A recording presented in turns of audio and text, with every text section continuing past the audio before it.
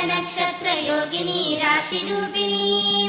देवीं मन्त्रमयीं नौमि मातृकां पीठरूपिणीं प्रणमामि महादेवीं मातृकां परमेश्वरीं कालहल्लोलकलनाशमकारिणीं यदक्षरैकमात्रेऽपि संसिद्धे सदधते नरः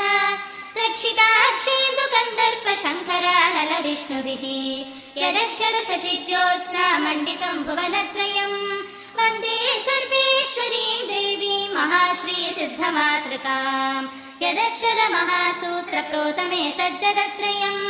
ब्रह्माण्डादिकटाहान्तं तां वन्दे सिद्धमातृकां यदेकादशमाधारं बीजं कोणत्रयोद्भवं